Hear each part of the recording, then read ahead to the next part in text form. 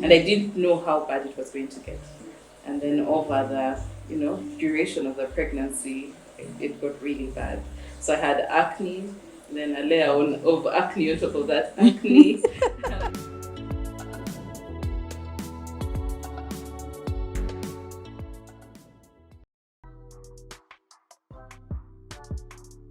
Hi everyone, welcome back to my channel, a place where we honor our beautiful, we celebrate different shades of beauty, and today we have a MellaQueen with us, Julie, my longtime friend, that friend of mine who had very clear skin. It was like a tile in high school when I was suffering with pimples. She's here today. She ended up coming to me at some point when things were not going so well with her skin. And today she will share her story, how she ended up at Mellabeam, her journey with Mellabeam, her ups and downs. So Julie, tell us, skincare, your perceptions, the bias you had, all that, if you had any bias. Yeah. To be honest, I didn't. Skin is not something I gave serious thought to, because like you mentioned, I had the good fortune of having clear skin for most of my life. In my teenage years, like you said, when a lot of people start to experience hormonal issues and then it starts to affect their skin, I just sailed through those years happily. I wore Vaseline for most of my teenage years. Yeah. Vaseline. Please don't put Vaseline on your face. You people, unless you're a baby, our skins as we grow, do not shed off as fast. So those pores get clogged. Get something suitable. If you have dry skin, moisturizing. If you have acne-prone skin, something oil-free. But let's hear Julie's story. Now I know. But then, and most, up to, way past my teenage years, into adulthood, where whatever lotion is available to wear, not worried about too much. So I can't say I even had a beauty, like, say, regimen for my skin. No, I just had my bath and wore my Vaseline or whatever lotion I had then, and then, went on to do my business until I got pregnant with my first child. And then I had an experience that forced me to rethink, skincare, think about my skin. Yeah, so it started out okay. In the first couple of months I was fine. And then my skin began to break out in, acne. In the beginning I wasn't worried about it because it's, it's hormones and whatever. And I didn't know how bad it was going to get.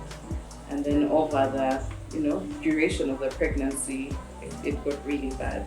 So I had acne, and like over acne on top of that acne. And then, but it changed.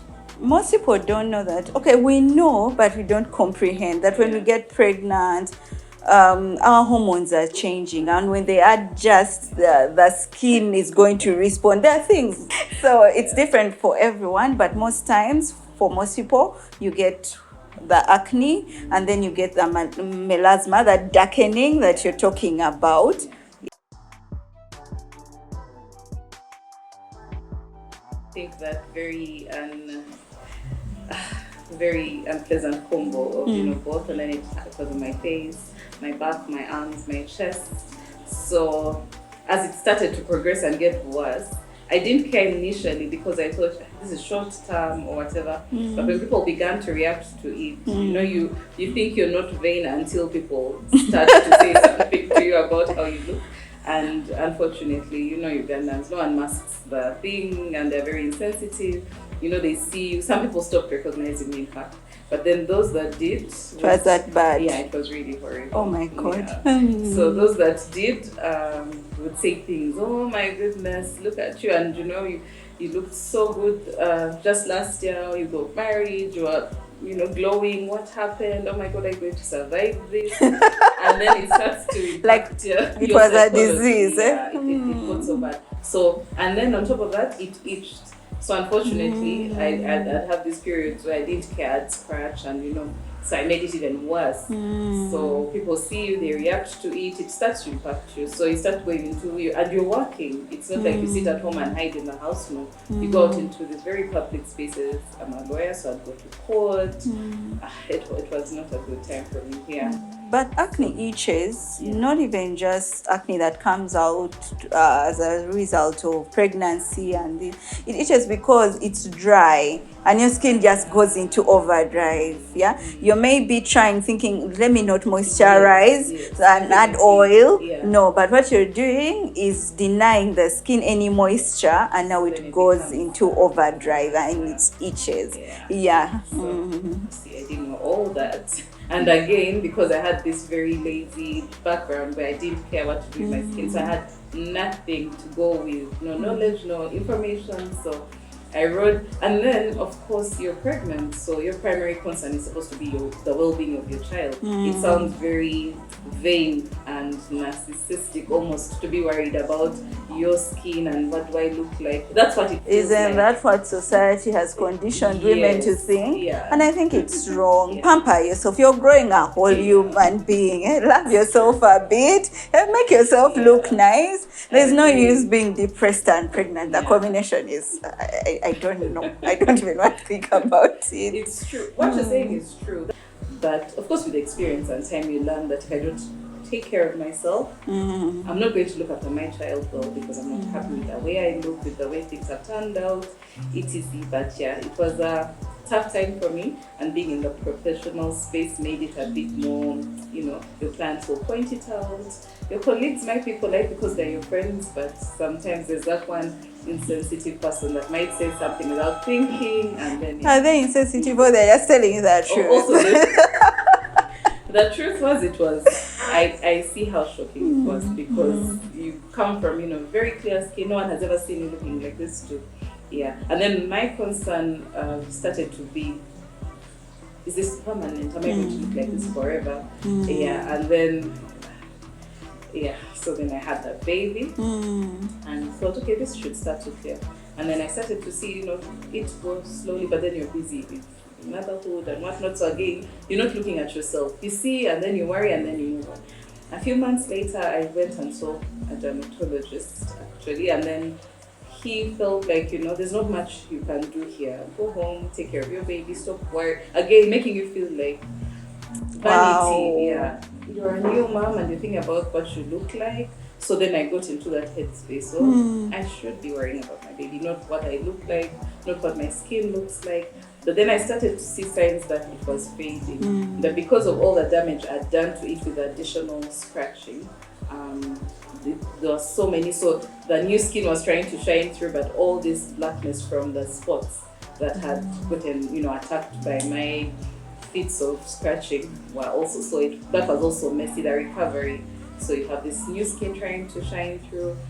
The few places I went to that dealt with skincare, the attendants didn't give me the confidence that they knew what they were doing. A lot of people made it seem like I needed to bleach my skin, which is wrong. Yeah. But when you get dark spots due to acne and pimples, usually no matter what you do, you're going to get some kind of pigmentation. So it's basically your skin telling you, I got injured, I got a pimple, we got hurt here, and I am healing it. But this is how I'm healing. I'm leaving you with a reminder that I was here.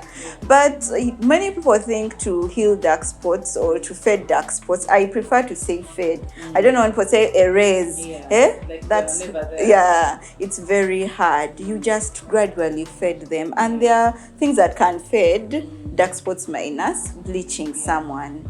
However, most people think you've bleached afterwards, because now the dark spots have faded. You're brighter. Yes. So that's what I got. A few people recommended a few things. Use bio oil, use this, but you get frustrated. There are no results. The process is very slow, and then life starts to carry on.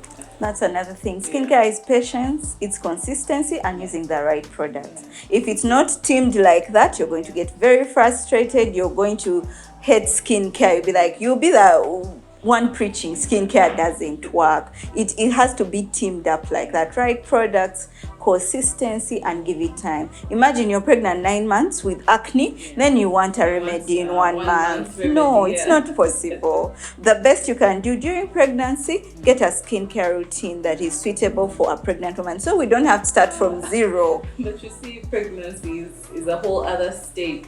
You're governed by this baby. Your mood your mood is different, to develop a disciplined routine. You in keep that it period. simple. You can, I guess. Okay, I don't think I would have been able to then, but I think it's important to acquire knowledge even before you get True. into, True. It would have been nice if I'd been thinking about all these things before, but yeah, here we were. So eventually the skin began to clear, but because again I'd never really gotten into a good routine of looking after my skin, what I started to do was short-term.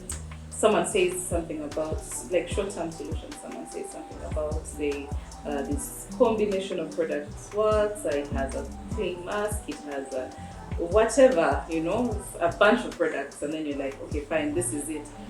But again, no one has explained to you what your skin type is, what problem am I even trying to cure here, and what I need, what do I need, what does my skin need, has anyone looked at it? So you're either doing what other people are doing or what you've seen, But I find that most people wait for your skin expert or consultant or dermatologist to do this for you. Ask questions. African society, we like, she's the expert, I have to listen. Yeah. No, it's your money.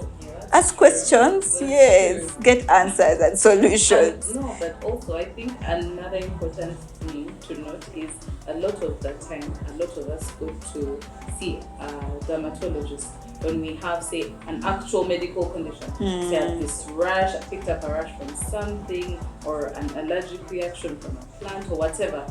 We don't think to say, let me go see this person. They tell me what my skin needs, what it's like, why it's behaving the way it's been. No, it's very rare. So I don't know. Where does the misconception come from? Our moms wore Vaseline and they shone till they were old. You're not your mom. Genetically, you're two different people.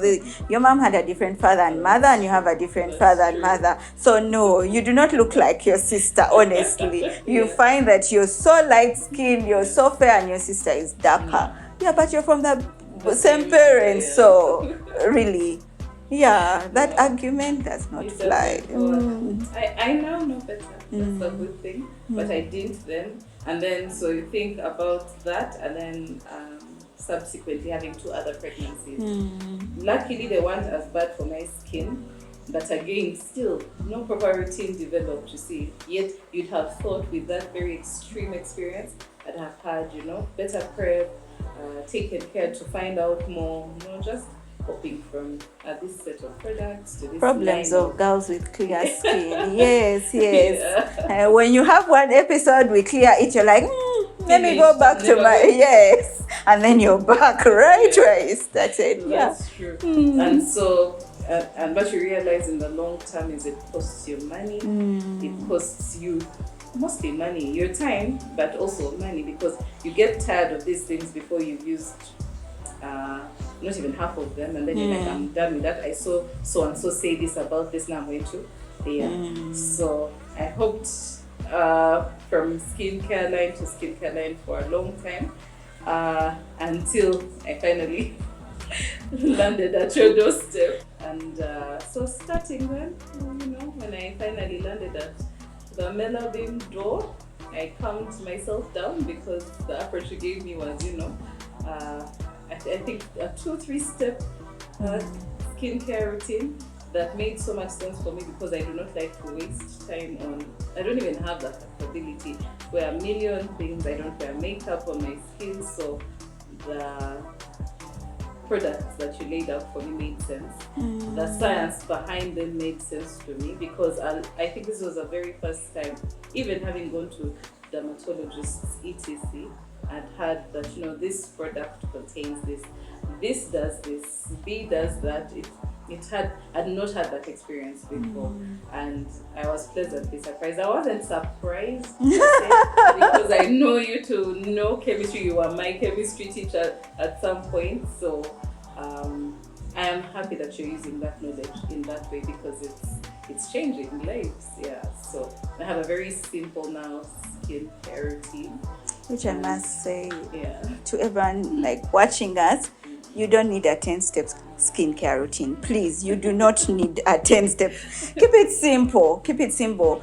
And skincare is just 4 steps. Cleanse, treat, moisturize, protect. That treat, if your skin is normal like Julie's, I do not know why you're busy accumulating serums. The skin is well balanced, it's not dehydrated, she has no dark spots, she is fair, we are not brightening. So you find someone with 10 products and all these serums and what are all these for? Oh, for my skin to grow. No, you do not need that 10 products that you have on your table.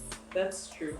But I like that it's simple and then it works. I've been happy with my skin for the last couple of years. I think I've not had an issue apart from these bouts of say maybe it's too hot and then you get heat rash, which is not also very frequent. And then also just appreciating the importance of wearing your sunscreen. When Julie came into store, she had more dark spots, I think from a bout of acne, and she still had a bit of active acne or pimples on, like an active breakout. So what we gave her really, and the source of her acne was actually hormonal. So we went in with a benzoyl peroxide cleanser. We went in with a retinol. Well, retinol is very good for hormonal acne. We gave her moisturizer and then we gave her sunscreen. So we didn't even have to go in with a serum for fading those dark spots, because the retinol, what most people don't know, your retinol serum treats acne, it's anti-aging, it fades dark spots, it evens skin texture. So you don't need to have retinol and then I don't know what serum. Yeah. No, you're spending money and you could do better things with that money, honestly. Yeah. And that's important to know and good to know. And maybe, as a culture, we just see how long it's taken me to get to this point where I have actual knowledge of what I use. So maybe I'll be a better mom to my daughter in terms of passing on skincare knowledge. At least you won't be telling her, it will pass. This is things just that aren't comforting at all. Yes. You're just a teenager. Yes. Now we know better. Surely we should be able to give our teenage daughters skincare advice that helps to boost their confidence. So skincare is a journey, so I am so happy that we are at the end of that journey. We continue to maintain, like keep on telling people, you just maintain that skincare routine, because skin is skin. Yeah, it's not going to change overnight. Yeah, we may change it maybe when you're pre-menopause or menopause. I don't know. We change it. We monitor. You also know as a person. Where to start when that happens. Yes, yeah. And when you tell your skincare consultant, oh, my skin feels dry, she will now know we need to add this and remove this. Yeah. Thank you, Julie. Thank you for sticking to your skincare routine, walking your skincare journey. We celebrate you today. Happy Mother's Day. Continue glowing and owning your shade of beautiful. Thank you, Mellabeam. I'm a country MellaQueen.